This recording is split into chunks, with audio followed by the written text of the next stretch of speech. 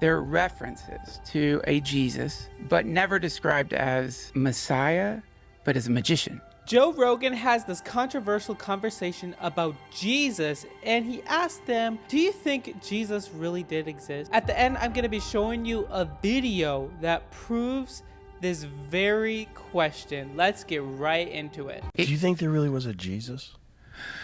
Well, I think, I read that controversial book by Reza Aslan about Jesus. It's pretty good. It's called, oh geez, Jamie, I'm sorry, I don't know the name of it. I'm so dumb, man. I can remember what books say, but I can't remember their titles. But yeah, he says apparently there are references to zealot, and it's controversial. I know some people don't like it, but I enjoyed it. But it says apparently there are references to a Jesus, but never described as Messiah, but as a magician. That's who was going around healing people and stuff. Oh. So there is some reference to the being, but I get so bored with the attempt to find the historic Jesus, because I think it really misses the point altogether. I think you get so caught up in trying to find the grail or whatever, that you lose track of, regardless of the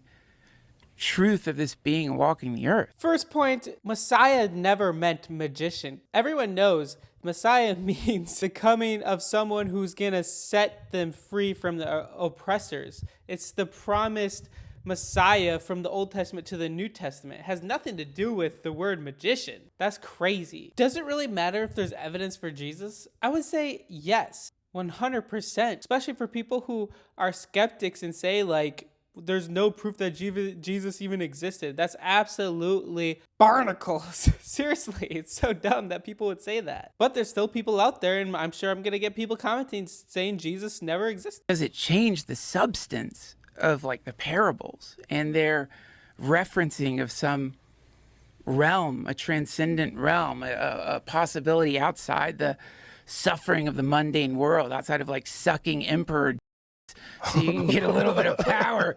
There's something in any person's life. You can just wake up and see it. The kingdom of heaven, gnosis. So to me, I don't care if just a lot of smart people who are trying to convey an ancient cosmology created a character to embody that.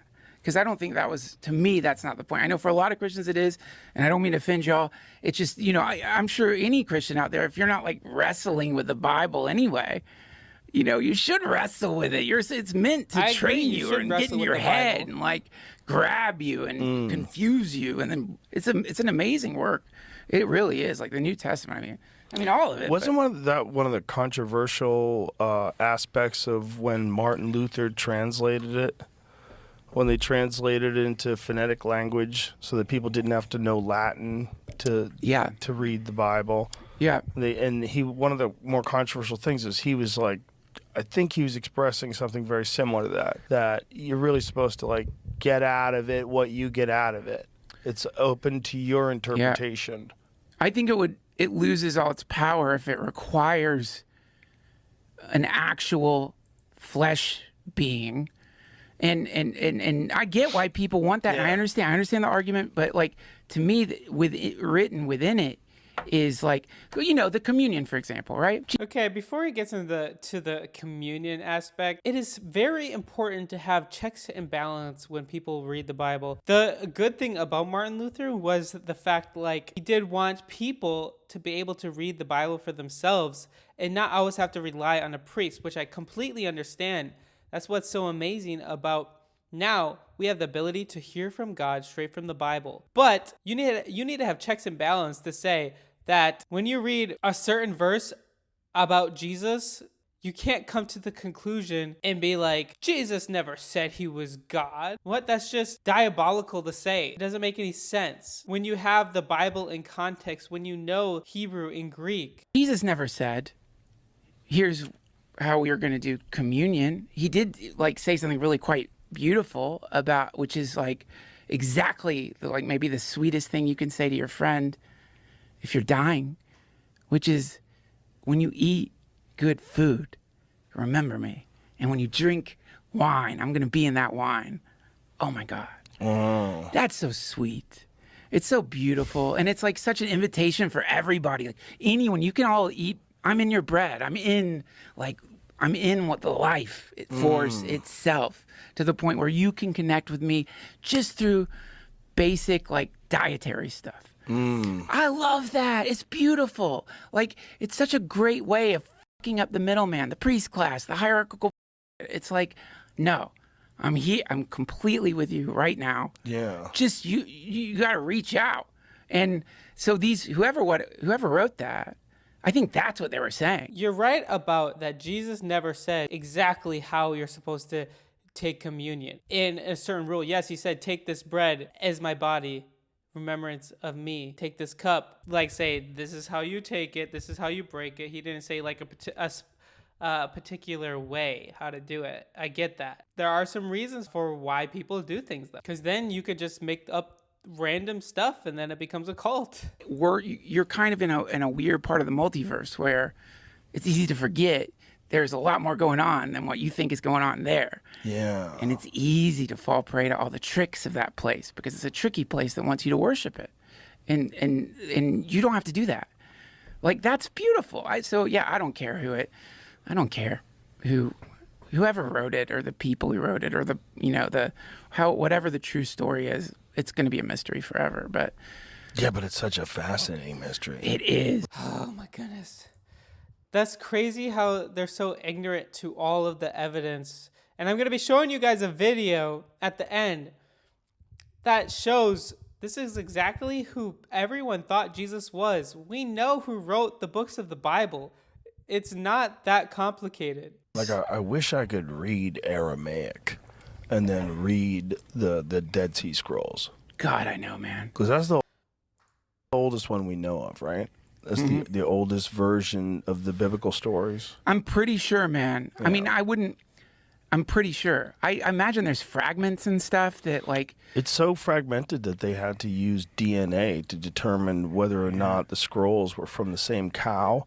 So, like, when you would find pieces of animal flesh that were from different cows, they knew, okay, we'll put that in this pile. God, dude, that would have been a fun archaeological dig to be working on. Like, oh. But also, what a mind, like trying to piece that puzzle together and try to figure out, how old is the Dead Sea Scrolls? Like 4,000 years old or something? Dude, I don't know. I have no idea. See how old the Dead Sea Scrolls are.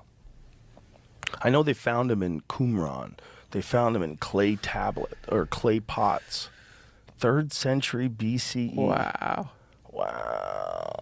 The Dead Sea Scrolls was in Qumran, where they found the Dead Sea Scrolls. And actually, it was a shepherd throwing rocks into the caves, and he heard something break, and that's how they found them, which is wild. Yeah, man. I mean, then like when you get into like the Torah, Hebrew, when you get into like a lot of the stuff Jesus was referencing, and you realize, like, not only is it like powerful writing with like incredible parables in it about like ways society collapses, or families collapse, or a life collapses, it also is like mathematical. Like that, I can't remember the name of it. There's a whole thing where you, like, the number, I know we've talked about this, God and nature, same number. Like, God and love is the same. That. Yeah. So it's ancient Hebrew. Their numbers doubled as letters. Yeah, and then you see there's an intentionality to that patterning. Yeah. And so then you realize, like, oh, so like on top of telling these powerful stories, they figured out a way to encode within the powerful stories more information that only people are going to find if they dig deeper, that's designed to be there for you if you want it.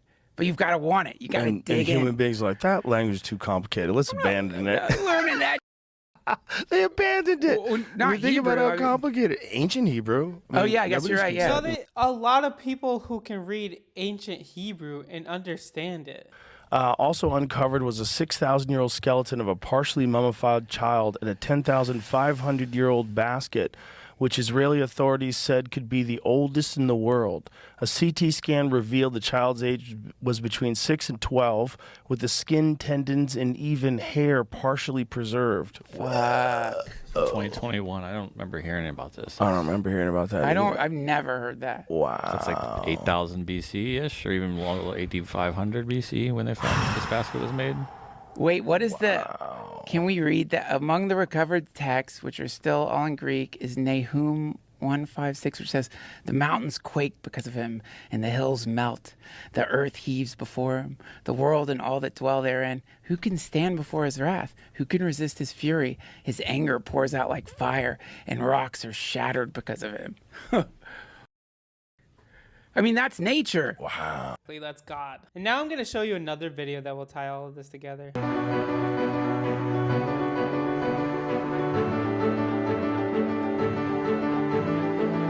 An ancient mosaic emblazoned with the earliest ever "Jesus is God" inscription is now on display in the Museum of the Bible in Washington, D.C. The 1,800-year-old tile work feature ancient green writings was discovered in 2005 underneath the floor of a modern-day maximum security prison in Megiddo, Israel.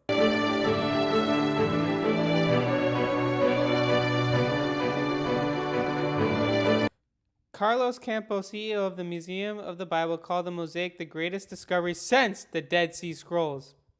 I think this is so important because it helps people know that Jesus is not just a myth. Jesus isn't just someone who people randomly thought was like a magician, like they were talking about. They thought he was God. This is just 200 years after Jesus was around. That's insane, completely mind-boggling.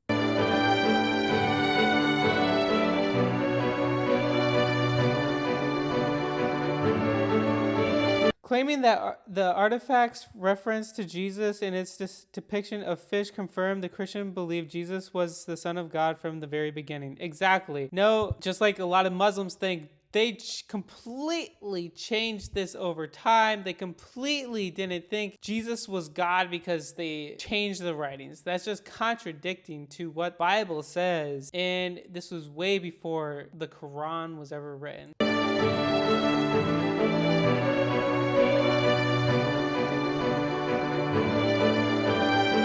The mosaic will return to Israel after DC exhibit concludes in July 2025 and will then be put in the permanent display of the exact site where it was discovered 20 years prior.